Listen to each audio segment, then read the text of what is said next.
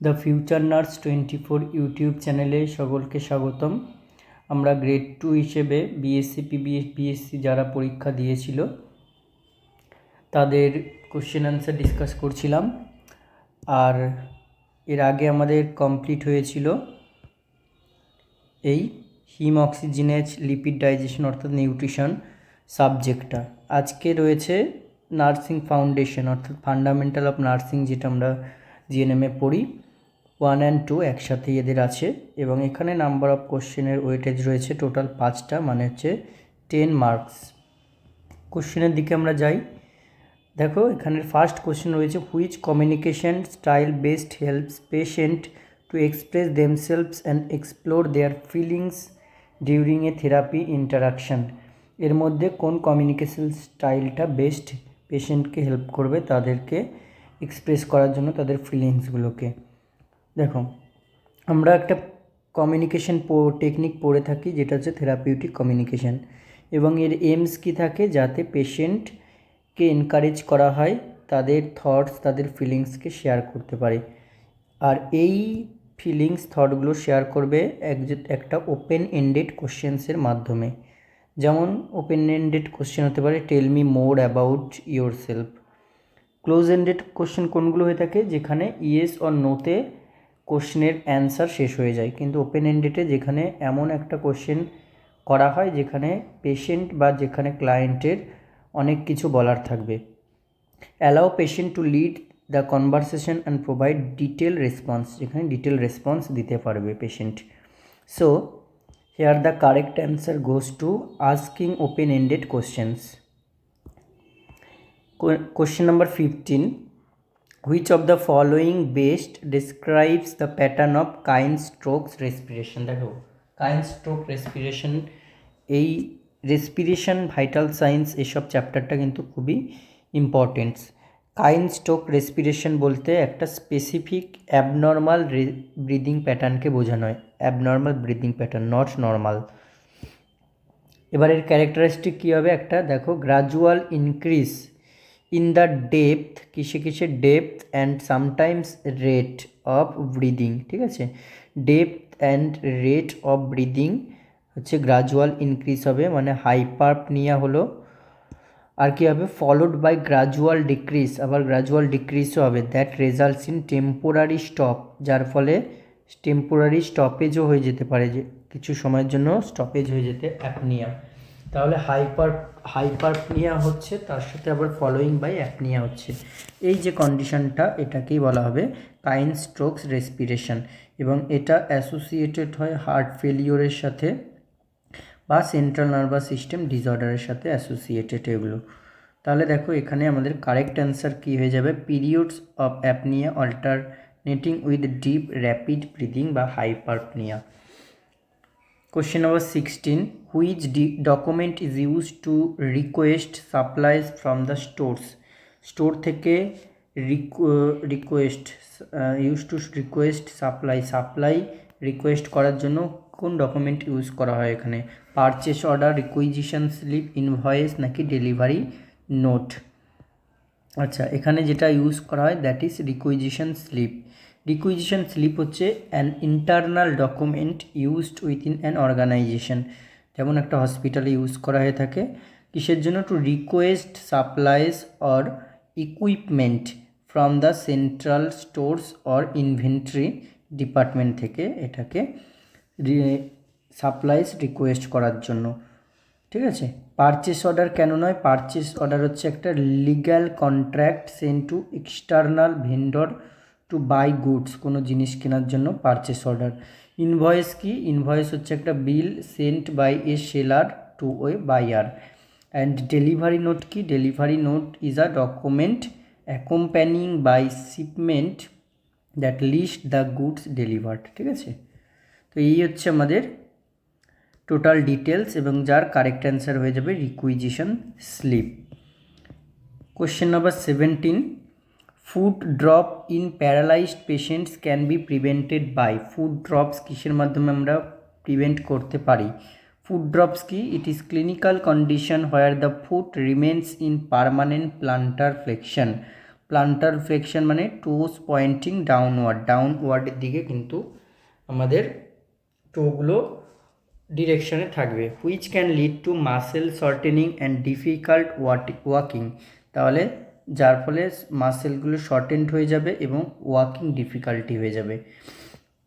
তাহলে ফুটবোর্ডস কেন দেওয়া হয়? Footboards and high top sneakers provide a firm surface to keep the feet in a neutral পজিশনে রাখার জন্য, বা যেটাকে বলা হচ্ছে ডরসিফ্লেকশনে 90 ডিগ্রি অ্যাঙ্গেলে রাখার জন্য। এটাই কিন্তু কি করবে? প্রিভেন্ট করবে অ্যাকিলেস টেন্ডনকে from shortening while the patient is paralysed or on prolonged bed রেস্টে যদি থাকে। সো এখানে কি করব আমরা? ফুটবোর্ডস বা হাই টপ স্নিকার্স ইউজিং করে কিন্তু প্যারালাইজড পেশেন্টের ফুট ড্রপটাকে প্রিভেন্ট করতে পারবো। And the last question, which teaching strategy allows the nurse to best evaluate whether the patient has understood the information provided.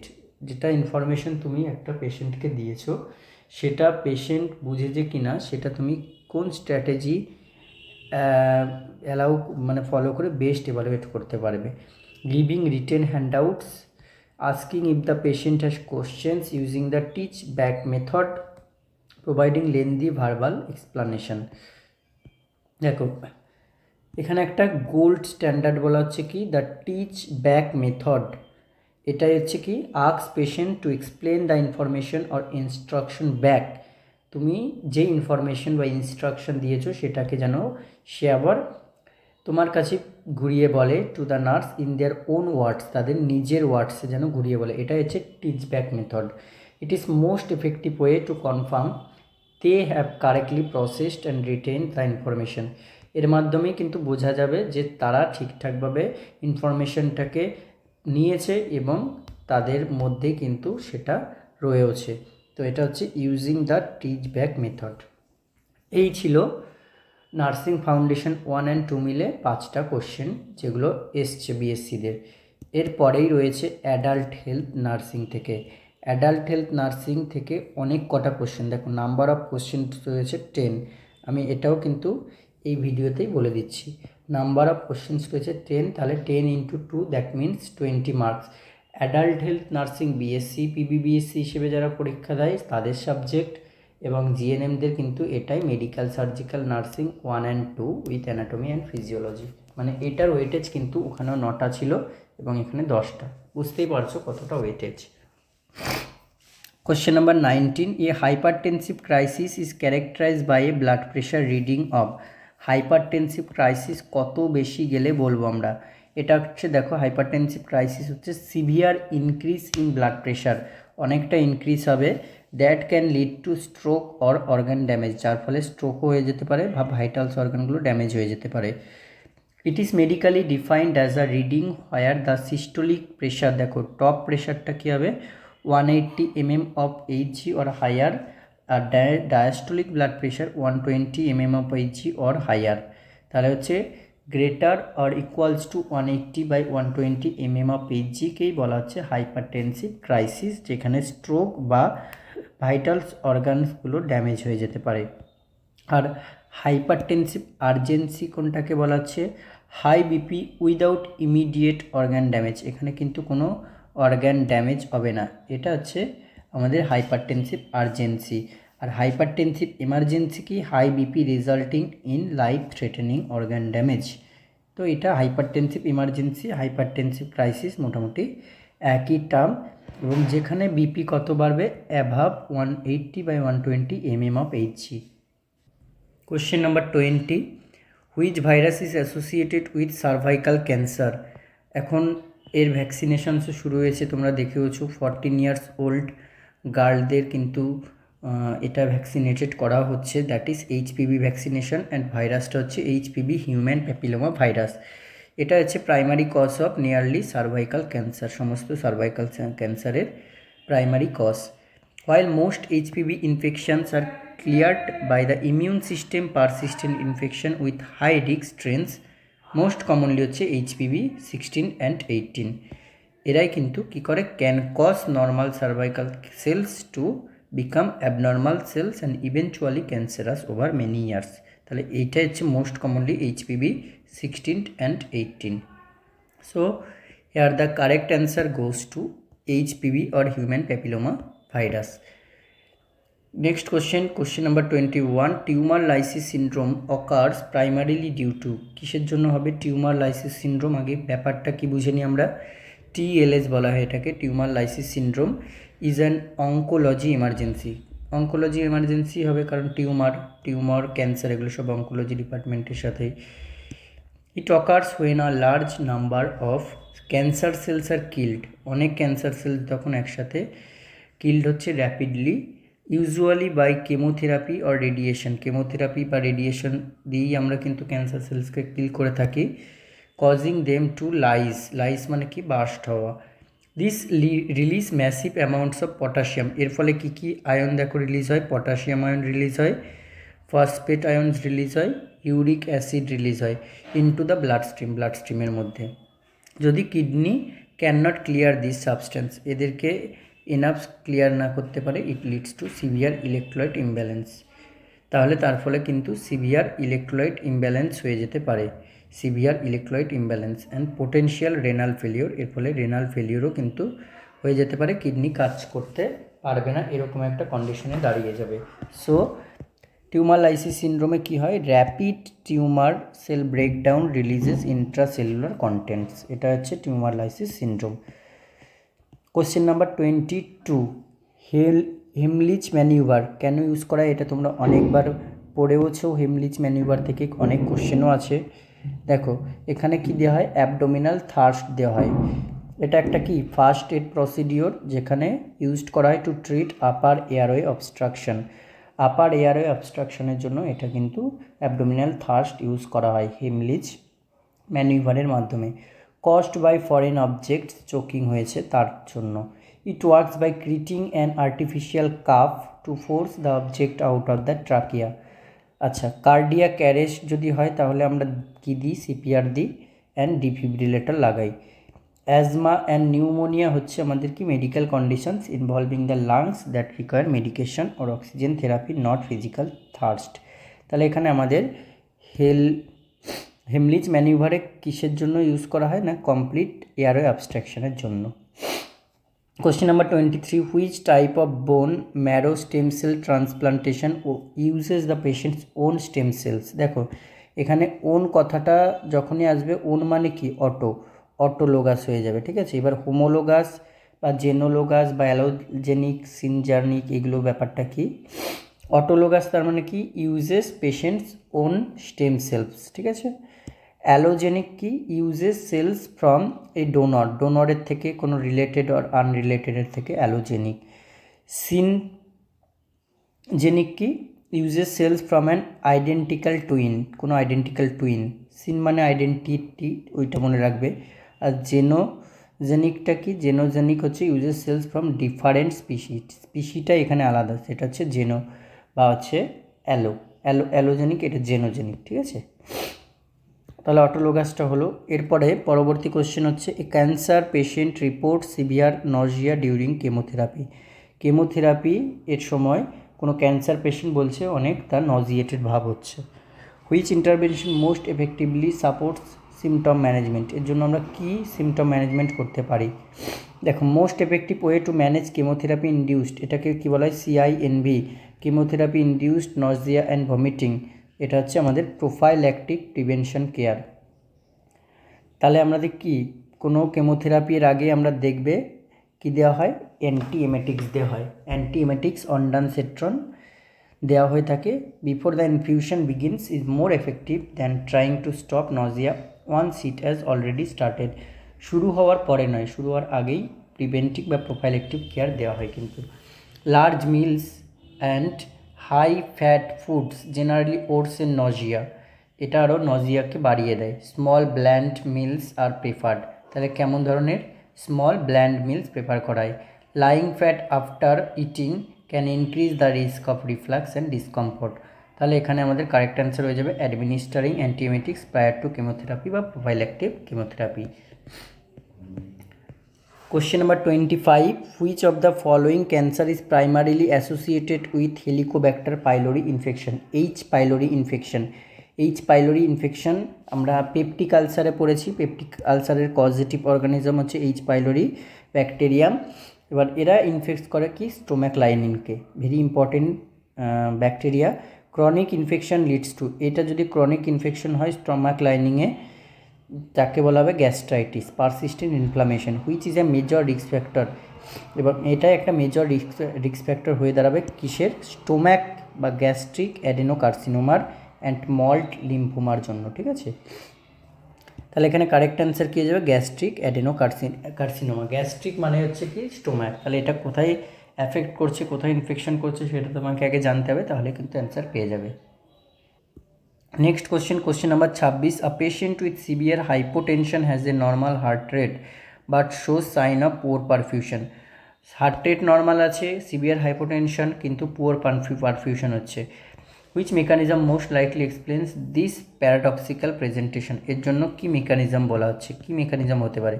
দেখো, সিভিয়ার হাইপোটেনশনের স্টেট রয়েছে কিন্তু আবার হার্ট রেট নর্মাল রয়েছে। ঠিক আছে, the body normally triggers A compensatory tachycardia, মানে এই hypotension স্টেটে থাকলে বডি চাইবে ট্যাকিকার্ডিয়া, একটা কম্পেনসেটরি ট্যাকিকার্ডিয়াকে ট্রিগার্স করার জন্য। ঠিক আছে, ভায়াদা কিসে, সিম্প্যাথেটিক নার্ভাস সিস্টেমের মাধ্যমে, যাতে কার্ডিয়াক আউটপুটটা কী হয়, মেনটেন থাকে। কার্ডিয়াক আউটপুট যাতে হচ্ছে মেনটেন থাকে। সো কার্ডিয়াক আউটপুট মেনটেন রাখার জন্য এই মেকানিজমটা চালু করলো।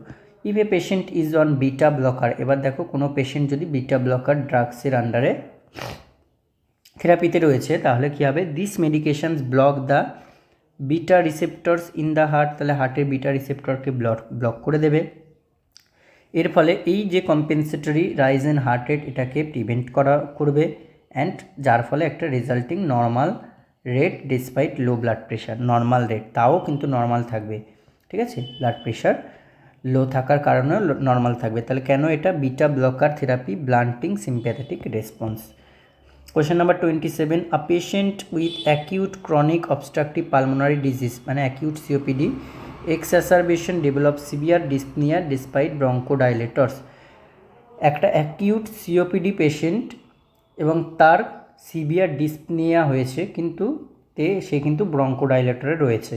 Which nursing action most appropriately aligns with advance symptom management principal. তাহলে দেখো, সিনারিও বেসড কোশ্চেন কিন্তু বেশ আসতে দেখা যাচ্ছে, তোমরা ভালো করে কিন্তু এটাকে প্রিপেয়ার করবে। দেখো, patients with COPD often have a hypoxic drive তাদের মধ্যে থাকে।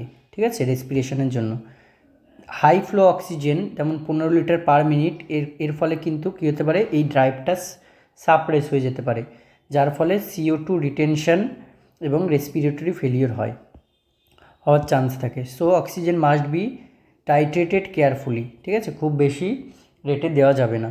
পজিশনিং কী রাখতে হবে, হাই ফাউলার্স পজিশন দিতে হবে। Sitting upright decrease the pressure of abdominal content, decrease করবে on the diaphragm allowing for maximum lung expansion and easing the work of breathing. So correct answer কী হবে, দেখো, initiate controlled oxygen therapy and position in high Fowler's, এটাই কিন্তু এখানে most appropriate হবে। ঠিক আছে, আচ্ছা, এরপর আর একটা কোশ্চেন রয়েছে, কোশ্চেন নাম্বার 28। দেখো, লং কোশ্চেন এসছে কিন্তু। A patient with electrical burn injury develops myoglobinuria, মানে ডার্ক ব্রাউন ইউরিন হচ্ছে, rising creatinine and minimal urine output despite standard Parkland formula fluid resuscitation. Which nursing intervention is most appropriate for preventing acute kidney injury, এখানে কোনটা most important হবে। দেখো, problem কী রয়েছে, myoglobin urea হচ্ছে। ঠিক আছে, মানে ইউরিনে মায়োগ্লোবিন প্রোটিন বেরিয়ে যাচ্ছে। মায়োগ্লোবিন হচ্ছে একটা large molecule and that can become trapped in the renal টিউবিলসে ট্র্যাপড হয়ে যায়, causing physical obstruction and direct chemical toxicity কিডনিতে হয়। এবার দেখো, যে ডার্ক ব্রাউন ইউরিন, যেটা টি কালার্ড ইউরিনের কথা বলা হয়েছে, and rising creatinine are classic indicators, এটা হচ্ছে একটা ক্লাসিক ইন্ডিকেটরস কিসের না, that the kidneys are struggling to filter this পিগমেন্টসকে ফিল্টার করার জন্য স্ট্রাগল করছে। তাহলে ফ্লুইডস ইনক্রিজ কেন হচ্ছে? স্ট্যান্ডার্ড পার্কল্যান্ড ফর্মুলা যেটা আমরা জানি 4 ml into body weight KG into TBSA, percentage of TBSA। Calculations often under estimate the fluid needs for electrical বার্নসের জন্য যে ফ্লুইড দরকার সেটা আন্ডার এস্টিমেট করে দিচ্ছে পার্কল্যান্ড ফর্মুলার ক্যালকুলেশন অনুযায়ীও। Increasing IV fluids is necessary, তাহলে কেন দরকার হচ্ছে আইভি ফ্লুইডস ইনক্রিজ করা? যেহেতু ওটা আন্ডার এস্টিমেট হয়ে যাচ্ছে। So increasing IV fluids is necessary to maintain a higher than normal urine output, typically 75 to 100 ml per hour অ্যাডাল্টের জন্য with myoglobinuria to flush the pigments through the renal সিস্টেমের মাধ্যমে। তাহলে আশা করি বোঝা গেল যে কেন হচ্ছে আইভি ফ্লুইডসকে ইনক্রিজ করা হচ্ছে। রেস্ট্রিক্ট হবে না, আইভি ফ্লুইডসকে ইনক্রিজ করা হবে and begin sodium bicarbonate infusion to alkalinize urine. ঠিক আছে, তাহলে আমরা 28 পর্যন্ত করলাম। 50 কোশ্চেন রয়েছে, মানে এখনও 22 কোশ্চেন আমরা করব। এরপরে চাইল্ড হেলথ, তারপর আস্তে আস্তে মেন্টাল হেলথ সমস্ত সাবজেক্টেই যাব।